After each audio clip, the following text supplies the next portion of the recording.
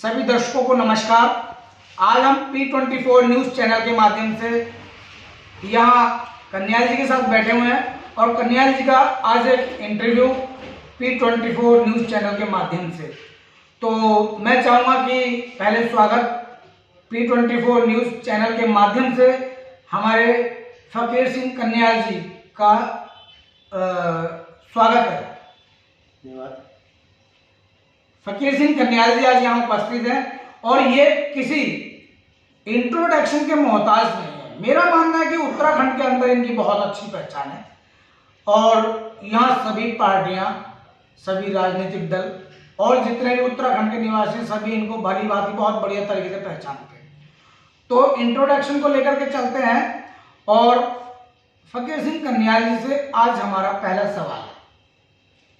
Sir, हमारा सवाल है कि जिस तरीके से आपके बारे में बीच में चर्चाएं चली थी कि जब उत्तराखंड बनाया गया तो उत्तराखंड आंदोलनकारियों में आपने बहुत ही ज्यादा सहयोग किया, क्या ये बात सत्य है?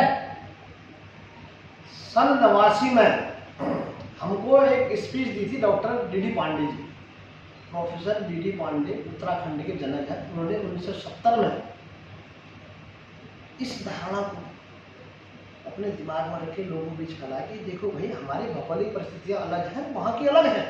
हमारा एक अलग प्रदेश बनना चाहिए जहाँ के हम हिमाचल के तर्ज पे अपना विकास कर सकेंगे। तो हम सन 89 में जब मैं डीएसपी कैंपस बैंतर में पढ़ता था तो उस समय हमारे युवाओं के अंदर एक जोश था कि यार हम लोग जो है उत्तराखंड अलग लेंगे, लेकिन उस समय उसको जीवित नहीं कर पाए। लेकिन उस समय एक ऐसी घटना घटी कि उत्तराखंड में ओबीसी का आरक्षण 27% कर दिया जी।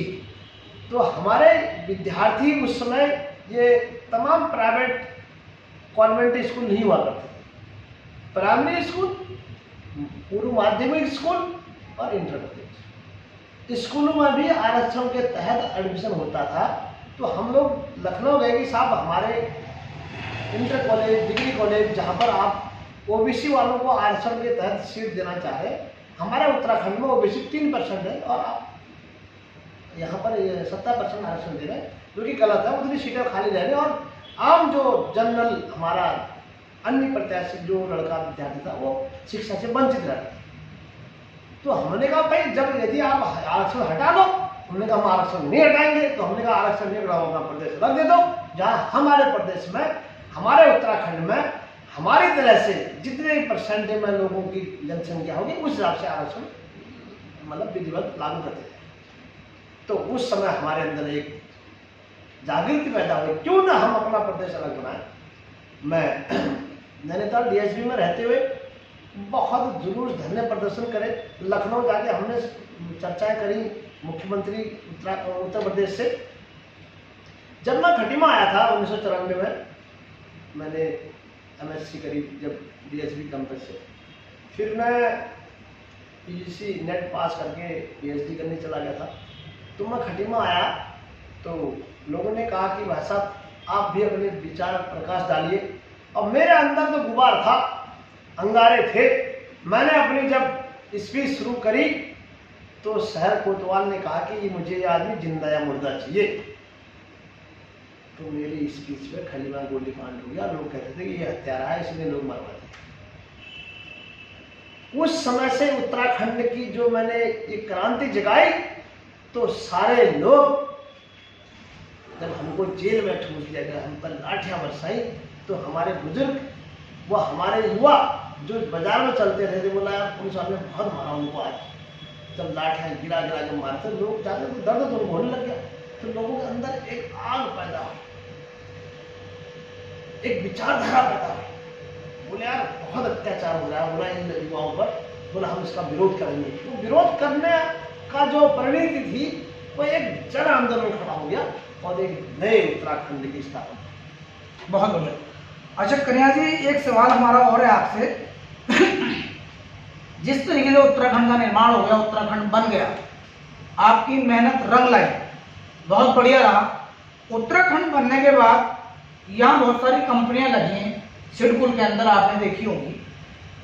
उत्तराखंड के बच्चे पढ़ने के लिए जाते हैं, बहुत ही मेहनत करते हैं, लेकिन मेहनत करने के बाद जब वो जॉब करने के लिए जाते हैं, पढ़ते हैं, लिखते हैं, जॉब करने गए तो उनको वही ठेकेदारी प्रथा के तहत यहाँ कंपनियों में लगा दिया जाता है, जिसमें 8,000, 10,000, 5,000 को उनको सैलरी दी जाती है। और 8-10 हज़ार सैलरी में मेरा मानना है कि कोई भी बढ़िया तरीके से अपने परिवार को नहीं चला सकता। तो आपने उत्तराखंड बनाने के लिए लाठियां खाई, आपने उत्तराखंड बनाने के लिए बहुत मेहनत की, बहुत संघर्ष किया, जेल भी गए, फरारी भी काटी आपने। लेकिन इतना करने के बावजूद ये जो हमारे प्रदेश के अंदर, उत्तराखंड के अंदर जो बेरोजगारी फैली हुई है, इसको कौन दूर करेगा? क्या आपका इसमें कोई सहयोग बनता है या नहीं बनता है?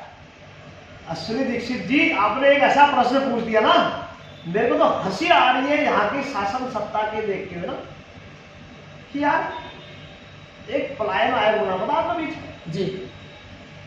अरे भाई, पूरा पहाड़ जो है बर्तन मांज रहा है, दिल्ली, हरियाणा, गुड़गांव में। जी जी जी, बिल्कुल बर्तन मांज रहा है, इसकी जानकारी मांज रहा है, बिल्कुल। खेत घर सब खाली हो गए, सब लोग चले गए, और वहां से चेन्नई, गुड़गांव, कोयम्बटूर और बेंगलोर से लोग आके यहाँ नौकरी कर रहे हैं। जी, सही है आपका कहना। कर रहे नहीं कर रहे? वहां के लोग, यहाँ के लोगों को अगर यहाँ की सरकार जो शासनादेश बनाया 70% आरक्षण के तहत, अगर इन कंपनियों से कहते कि साहब आपका जो है बिजली का बिल माफ है, ठीक है, पंडित तिवारी जी ने कहा था टाटा वालों से अपनी कंपनी यहाँ लाओ, आपको 4,000 स्क्वायर मीटर के पैसे देना, 25 रुपए स्क्वायर मीटर के पैसे दो और आपकी इंडस्ट्री यहाँ लग जाएगी, जिससे रोजगार मिलेगा, मेरे प्रदेश में जीएसटी मिलेगी।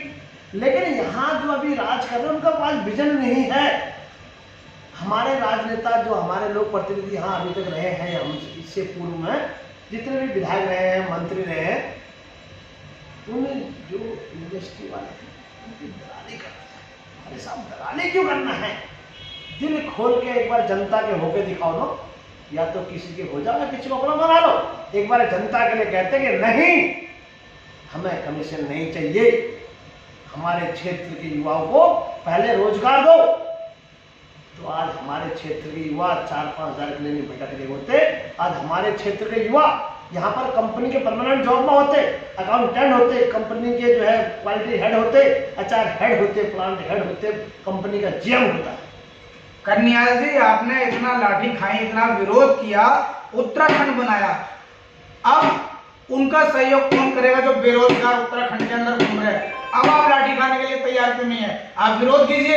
अगर सत्ता के अंदर कोई भी पार्टी है, कोई भी विधायक है या कोई नेता है, अगर वो बेरोजगारी फैलाने में सहयोग कर रहा है, किसी को जॉब नहीं मिल पा रही है, तो आप क्यों चुप बैठे हैं? अब आप इस काम को कीजिए, क्यों नहीं कर रहे? देखिए साहब, उत्तराखंड सरकार ने मुझे, ये आपसे सितारगंज की जनता पूछ रही है, ये उत्तराखंड की जनता पूछ रही है, समस्त उत्तराखंड पूछ रहा है। जब आपने उत्तराखंड का निर्माण किया तो इनकी जिम्मेदारी भी आपके ऊपर होनी चाहिए। आपने अब क्यों नहीं संघर्ष किया?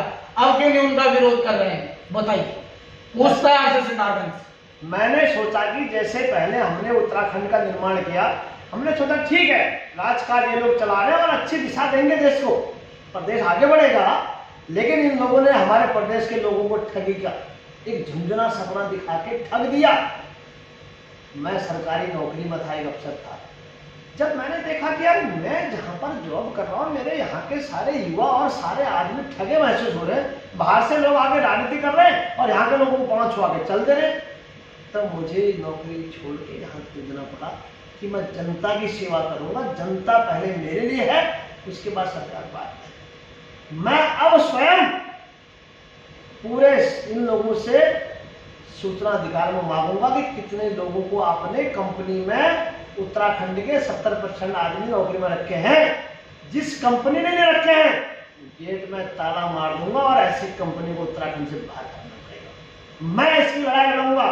पुलिस की लाठी खाना उत्तराखंड आंदोलन में हमने देख लिया है, यहाँ पर नीचे मारते थे और यहाँ मारते थे। अब मैं पुलिस की लाठी से नहीं डरूंगा।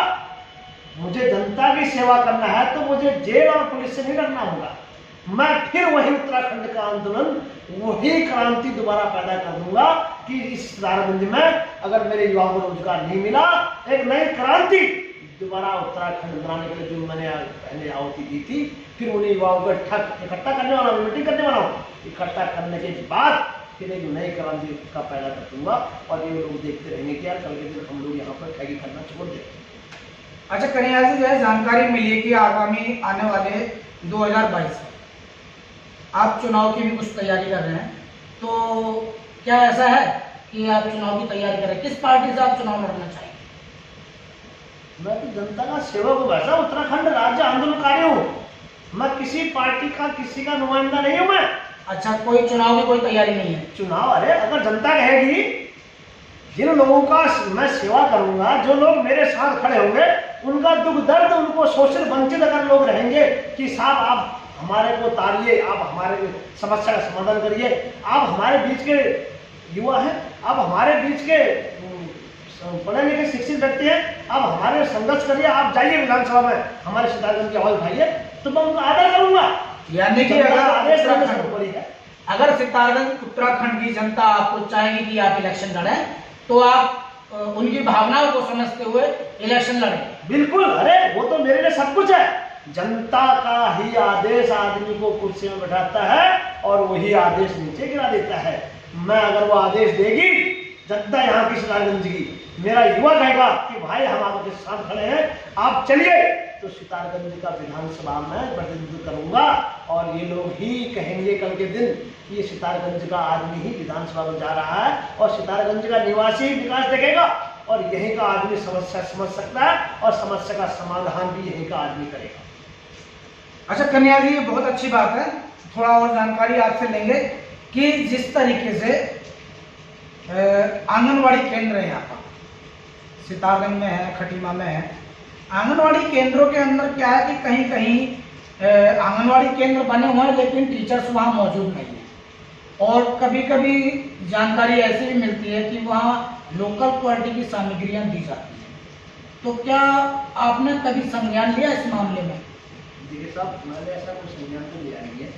आंगनबाड़ी में जो सामान आ रहा है सरकार देती है, केंद्र और प्रदेश सरकार का संयुक्त उपक्रम है। एक योजना के तहत वो सरकार ने कुछ नियुक्ता करी लोगों की, उसके बाद उसको समाज कल्याण से और केंद्र सरकार के बीच अटैच करके जो राशन उनको दिया जाता है बच्चों को, दूध, अंडा, खाना, तो उसकी क्वालिटी की जांच करने के लिए एक हमारे पूर्ति निरीक्षक वो हमारे जिलाधिकारी देख सकते हैं और आज तक मेरे सामने कोई शिकायत नहीं आया कि मैं किसी आदमी को जाके ऐसे ब्लेम कर दूँ या किसी को ऐसे कह दूँ कि आपने काम गलत किया है, वो मैं नहीं कर सकता। अच्छा जी। अच्छा कन्हैया जी, और आपको बताएं कि जिस तरीके से जो सरकार केंद्र में भी है, जिस सरकार के यहाँ विधायक मौजूद हैं और उनकी तरफ से जो योजनाएं सितारगंज के अंदर, उत्तराखंड के अंदर जो योजनाएं आ रही हैं, उन योजनाओं से क्या आप प्रभावित हैं? वो योजनाएं धरातल के ऊपर कितना काम कर रही हैं? सिंह कन्याल जी का धन्यवाद करता हूं जो कि आज ये हमारे साथ डिबेट पर बैठे और बहुत बढ़िया बातें हुई। बहुत बढ़िया तरीके से फकीर सिंह कन्याल जी ने इशारों में समझा भी दिया कि आगे आने वाले समय में अगर जनता इनको चाहेगी इलेक्शन लड़ाना, चुनाव लड़ाना, तो ये तैयार है चुनाव लड़ने के लिए। तो मैं वेलकम करता हूँ फकीर सिंह कन्याल जी का और धन्यवाद है P24 न्यूज़ चैनल के माध्यम से फकीर सिंह कन्याल जी का धन्यवाद है कि आज हमारे साथ यहाँ बैठे हुए हैं और आप देख रहे हैं P24 न्यूज़ चैनल के माध्यम से अश्वनी दीक्षित की खास रिपोर्ट। धन्यवाद।